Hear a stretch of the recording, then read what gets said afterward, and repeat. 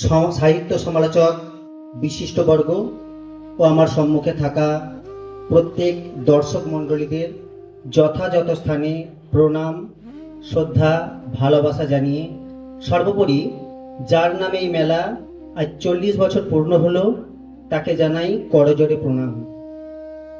এবং আমি আমার একটা কবিতা বলে শোনাচ্ছি।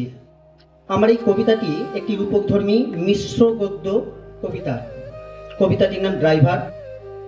কবিতাটি মূলত একটি মৃত্যু চেতনা সম্পন্ন কবিতা। কবিতার মধ্যে থাকা কয়েকটি শব্দের ব্যাখ্যা না করলে সাহিত্য রসিকের কাছে কবিতাটির আস্বাদনে হয়তো বিঘ্ন ঘটবে।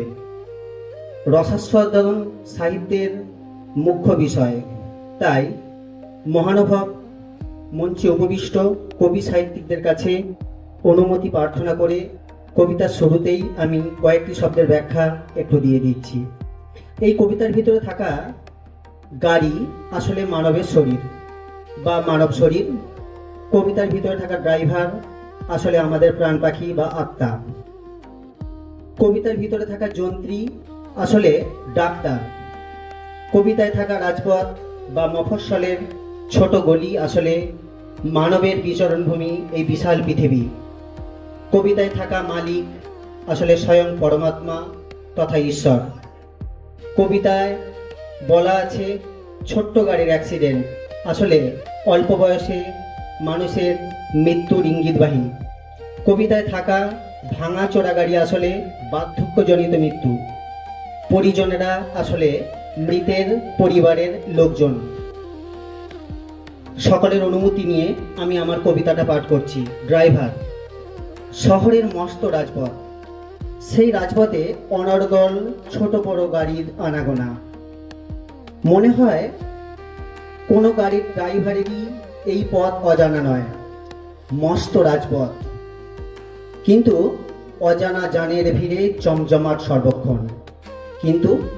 কিন্তু মাঝে মাঝেই এই রাজপথে দেখা যায় ছোট্ট গাড়ির মস্ত অ্যাক্সিডেন্ট বা ভাঙা চোরা গাড়ির হঠাৎই ভয়ঙ্কর বিভ্রাট। মুখ তুলে সকলেই ওইসব হাড় হিম করা দুর্ঘটনা দেখে আর নিজেদের গাড়ির দিকে তাকায়। অথবা একদিন স্বয়ং হাজির হয়ে যায় যন্ত্রীর কাছে।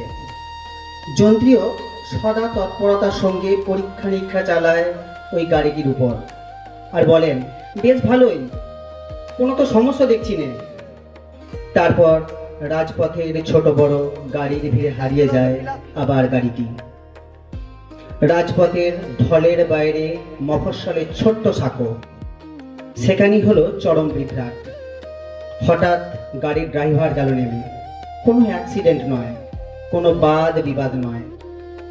সব যাত্রীরা তো অকুল পাথার ভাবতে ব্যস্ত ওই গাড়িটির সামনে। চেনা জানা জানাশোনা সকলেই তো কেঁদে অস্থির। এবার বাকিটা পথ তারা যাবে কিভাবে? ডাকা হলো সেই যন্ত্রীকে, যার পরীক্ষায় ওই গাড়ির কোনো সমস্যাই ধরা পড়েনি। তবে এখন সে অদ্ভুতভাবে জানালো ওই গাড়ি আর চলবে না। কারণ এ গাড়ির চালানোর মতো ড্রাইভারই নেই। সবাই গাড়িকে লক্ষ্য করে ড্রাইভারকে ডাকতে থাকলো সমস্বরে ক্রমান্বয়ে, কিন্তু ওই গাড়ির ড্রাইভারের আর কোনো খোঁজ পাওয়া গেল না। তাই ওই গাড়িটাকে নিয়ে যাওয়া হলো বজ্রভূমিতে। ওই গাড়ির বিভিন্ন যন্ত্র অসভ্যরা যাতে মুখ বা নখে না করে, তাই সপাটে গাড়ির পরিচিতরা পুড়িয়ে দিল গাড়ি থেকে।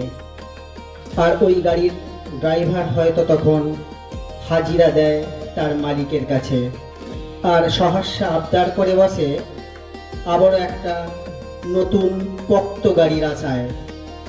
কবিতাটি উৎসর্গ করেছি আনন্দলোকের বিদেহীদের। ধন্যবাদ।